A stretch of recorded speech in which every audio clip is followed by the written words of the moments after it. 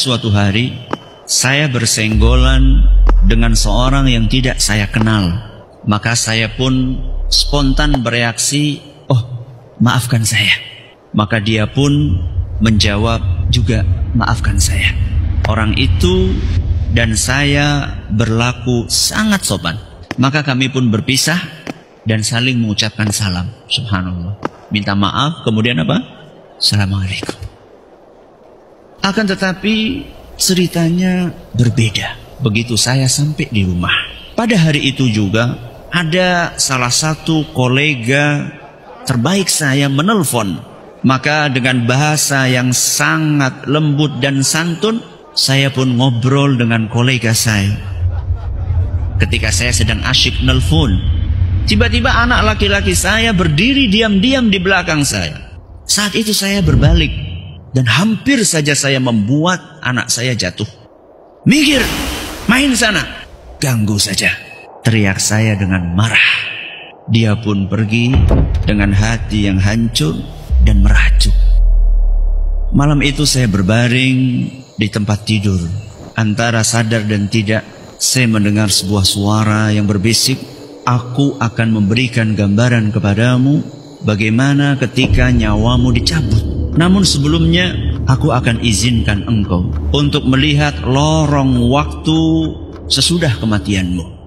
Sewaktu kamu berurusan dengan orang yang tidak engkau kenal, etika kesopanan engkau gunakan.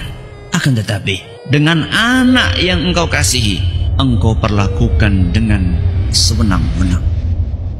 Akan kuberi lihat setelah kematianmu hari ini, bagaimana sikap atasanmu, kolegamu, sahabat dunia mayamu, dan juga engkau akan melihat bagaimana sikap anak dan istrimu ketika engkau tinggalkan."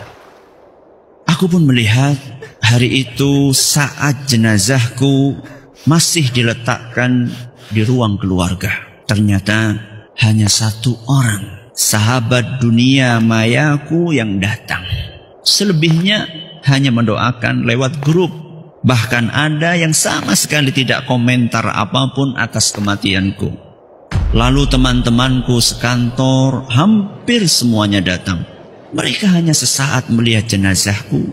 Kemudian mereka asyik foto-foto dan mengobrol. Bahkan ada yang masih sempat asyik untuk membicarakan aibku sambil tersenyum-senyum. Bos yang aku hormati hanya datang sebentar, melihat jenazahku dalam hitungan menit, kemudian dia langsung pergi lagi. Dan kolegaku yang selama ini aku telepon dengan bahasa yang sangat sopan, tidak ada satupun yang aku lihat datang. Aku melihat anak-anakku menangis di pangkuan istriku.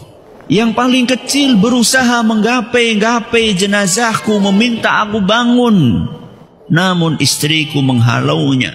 Istriku pingsan berkali-kali. Aku tidak pernah melihat dia sekacau itu. Kemudian aku teringat betapa sering aku acuhkan panggilan istriku yang mengajakku untuk mengobrol. Aku selalu sibuk dengan HP-ku, dengan kolega-kolegaku, dengan teman-teman dunia mayaku. Lalu aku lihat anak-anakku.